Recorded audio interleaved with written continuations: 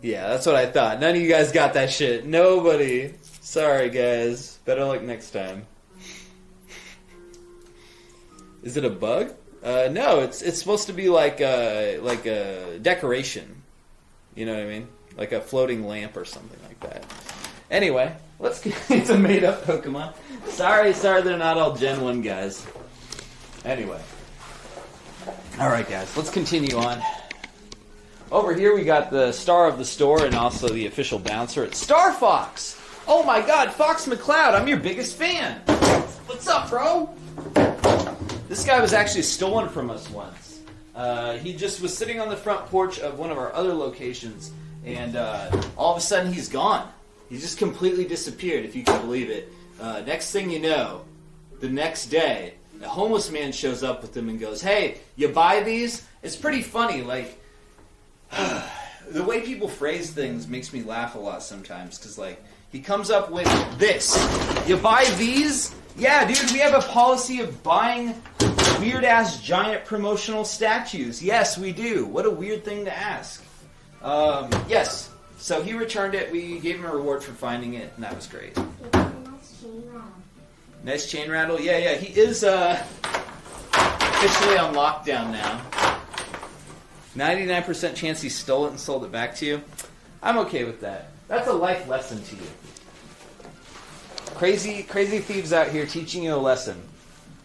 Lock your stuff down. Nothing is sacred.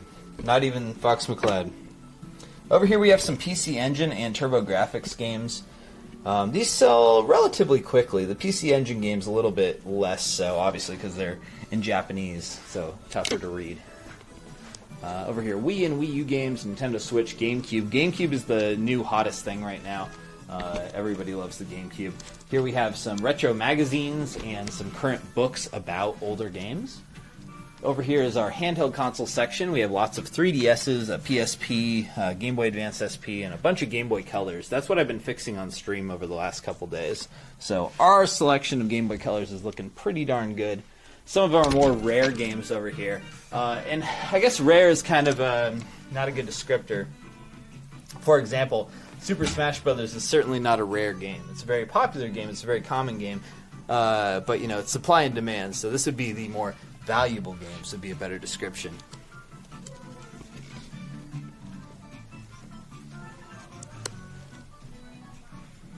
Over here we have these super classics. The classics that are so classic that they don't really sell very often.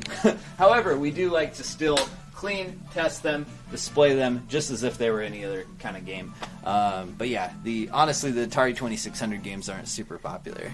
Do you have Ninja's Book? No, I'm not familiar with that one. I wonder if they have Ghost in the Shell for PS1. We probably do, GM, probably. Clearlight loves Atari, so maybe you can hit these up Clearlight next TSN. Because we got lots of stuff, as you can see. Over here we have Famicom games, and as I was mentioning before, our store is heavily inspired by kind of Japanese game stores, Japanese culture.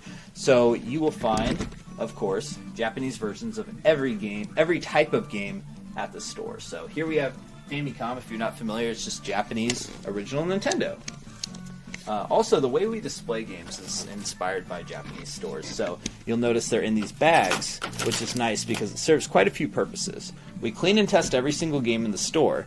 So after we clean and test it, we put it in this bag so it can't get any more dirty. Nothing weird can happen to it while it's out for sale. Also, we don't have to put any price stickers directly onto the game because they're actually on the outside on this bag. Also, I like the way that they hang up and display. It's much nicer than if they were just like sitting on a shelf and you could just see the spines. You can see the whole cool art that they promoted them with. Excuse me.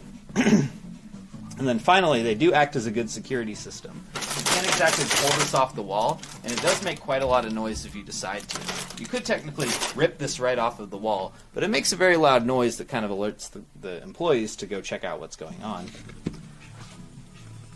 Another thing you'll notice about our stores is that we do replace save batteries. If you're not familiar, old video games use save batteries to retain their data. So for example, you're playing Legend of Zelda way back in the day, you turn the game off and you come back and play more of it later. Well, the way it was able to remember where you were in the game was with the save battery. A battery was actually keeping the circuit alive. and keeping the whole thing going. So we replaced those. By this time in life, like, all Nintendo ones should be dead. Pretty much all Super Nintendo ones should be dead. Pretty much all Game Boy ones should be dead. A new battery is going to last you like about 10 years. Speaking of, here are Super Nintendo games, Super Famicom games, and some more of our plushies. Now, these guys are pretty cool because a lot of these are kind of exclusive, sort of, to this store. Not really. These ones are typically like one out of a Crane game in Japan, but you can just directly purchase them from us instead. Here are some Japanese 64 games, including one that might be a good one to give to your lady friend. It's Let's Smash. It's a tennis game for the N64. Women love tennis games. Here we have American 64 games, and of course, I think I failed to mention this before, but we put all of the accessories directly above the game consoles. So if you need a 64 controller, just look up. There you go, or a cable, or a power cable, whatever. Over here we have Game Gear games. We have Sega Genesis, inbox games, and cartridges, Master System, Saturn, Sega CD, more Sega Saturn, but the Japanese versions, and Dreamcast stuff over here. Plenty of stuff going around. Extreme Green, yeah, that's pretty cool, right? I like the look of that one. The kind of like see-through yellow one, is that what you're talking about? That one's cool. Very uncommon over here. Have an official one, official Nintendo one like that. This is obviously unofficial one, which is why it's so much cheaper. Again, plushies, very popular items in the store. The Fire Emblem ones, it kind of sucks because they're so complex it really brings up the price of them. So these ones are, what are they, 30? Yeah, these ones are $30, which is a lot for a plushie. But it's just because they're so complex, like it adds a lot of labor into making them. Where if you have a more simple design like this Mega Man here, it's like $12. It's like nothing, right? We also carry gachapons. So normally in Japan, you can pull these out of a machine for a couple bucks, and you just get a random figure. Well, Americans don't really like gambling on like figures, you know, like toys and stuff with a lot of money. You know, they'll spend $1, but like a couple dollars, it's not as much. So that's why we like to pull these directly out and just let people pick whichever ones they want. And I think people really appreciate it. We got all sorts of weird stuff.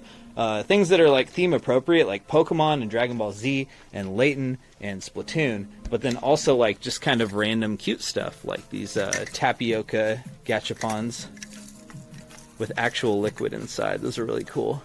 And birds on a toothbrush.